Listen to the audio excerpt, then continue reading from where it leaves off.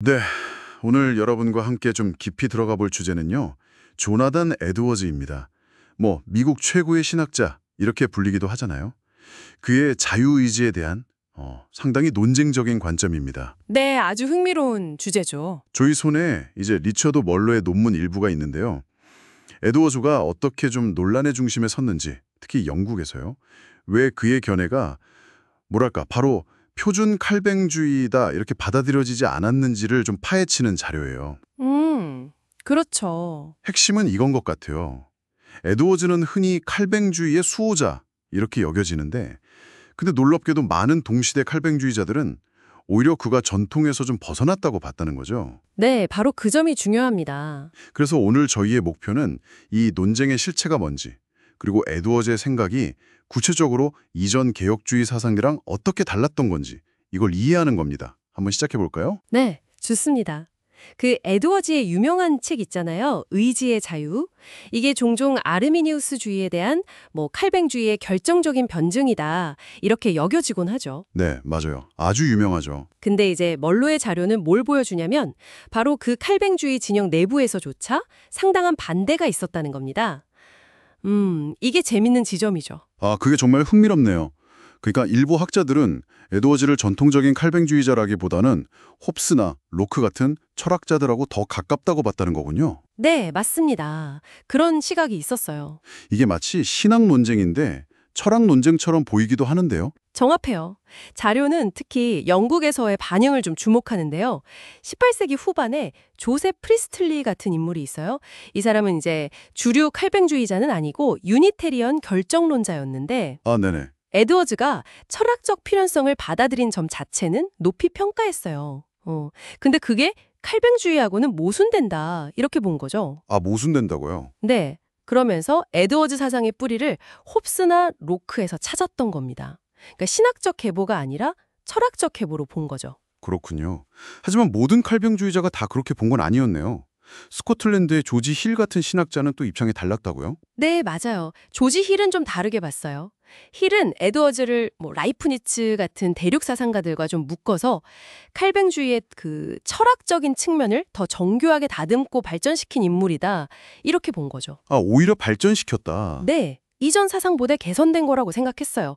근데 여기서 주목할 점은 프리스틀리나 힐이나 그러니까 비판하는 쪽이나 지지하는 쪽이나 둘 다 에드워즈가 어떤 철학적인 전환점에 서 있다는 것 자체에는 동의했다는 거예요. 평가는 달랐지만요. 와, 이렇게 철학적인 연결고리가 계속 강조되는 걸 보니까 그럼 에드워즈가 구체적으로 뭘 주장했는지 좀 더 자세히 알고 싶네요. 자료를 보면 그가 전통적인 자유선택, 그러니까 라틴어로 리베룸 아르비토리움이라고 하는 지성이랑 의지를 다 포함하는 개념 있잖아요. 거기서 로크의 영향을 받아서 의지의 자유 쪽으로 초점을 옮겼다 이렇게 나오던데요. 네, 정확합니다. 그는 의지를 그냥 아주 단순하게 마음에 선택하는 행위 그 자체로 정의했어요. 그리고 핵심으로 내세운 게 바로 철학적 필연성입니다. 철학적 필연성. 네, 이게 뭐냐면 모든 결과에는 원인이 있고 그 원인과 결과 사이에는 고정되고 필연적인 연결이 있다는 거죠. 여기서 제일 중요한 건 사건이 다르게 일어날 수 있는 가능성, 그러니까 진정한 의미의 우연성, 컨텐전스를 부정했다는 점이에요. 우연성을 부정했다. 그렇죠. 의지의 결정, 즉 volitions라고 하는 것은 필연적인 결과이지 반대 선택이 가능한 그런 자유로운 게 아니라는 거예요. 그에게 자유라는 건 그냥 외부적인 강제가 없는 상태, 그 이상도 이하도 아니었던 거죠. 와, 그렇다면 이 지점이 이전 개혁주의 전통하고는 정말 결정적인 차이점이겠네요. 바로 그렇습니다. 그게 핵심이에요. 예를 들어 튜레틴이나 웨스트민스터 신앙고백 같은 이전 개혁주의 표준 문서를 보면요. 우연성을 명확하게 인정했거든요. 인정했군요, 이전에는. 네, 그러니까 상황이 다르게 전개될 수 있는 가능성을 열어두었던 거죠. 그리고 자유선택이라는 개념 안에는 지성뿐만 아니라 의지가 반대 방향을 선택할 가능성, 그러니까 freedom of contrariety나 contradiction이라고 부르는 것도 포함되어 있었어요. 근데 에드워즈는 바로 그 지점들을 부정했던 겁니다. 이전 전통이 명시적으로 긍정했던 것들을요. 이러니까 당연히 이 둘이 양립 가능한 거냐 이런 질문이 나올 수밖에 없었죠. 정말 큰 차이네요. 그럼 이 논쟁이 한 세대에서 끝나지 않고 계속 이어졌겠군요. 19세기에로 또 충돌이 있었다면서요? 네, 그렇습니다. 19세기에 가면 스코틀랜드 철학자 윌리엄 해밀턴 경이 에드워즈의 견해가 웨스트민스터 신앙 고백에 위배된다. 이건 이단적이다. 이렇게 아주 강하게 비판했어요. 와, 이단적이라고까지. 네.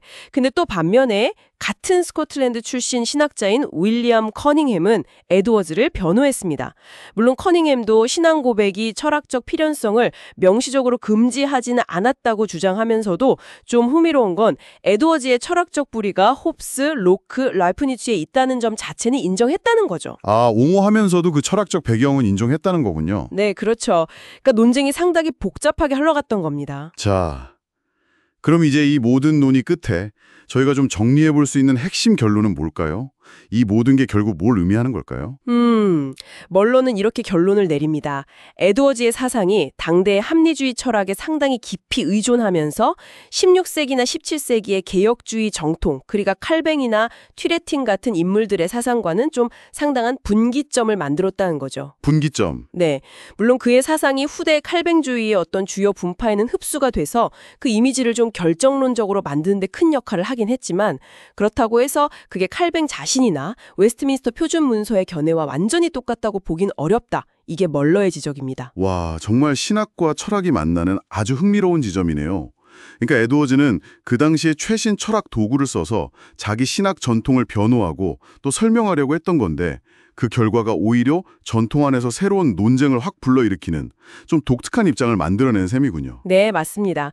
신학 전통이라는 게 동시대의 어떤 지적인 흐름, 특히 철학과 어떻게 상호작용하면서 변화해 나가는지를 아주 잘 보여주는 굉장히 흥미로운 사례라고 할 수 있겠죠? 그럼 여기서 청취자 여러분께 한번 이런 질문을 던져보고 싶습니다. 하나의 신학적 전통이 현재와 소통하기 위해서 동시대의 철학적인 언어를 어디까지 받아들여야 하는 걸까요? 그리고 또 어느 지점에서부터 그 적응이 전통 자체의 성격을 근본적으로 바꾸게 되는 걸까요? 한 번쯤 깊이 생각해 보실 만한 질문인 것 같습니다.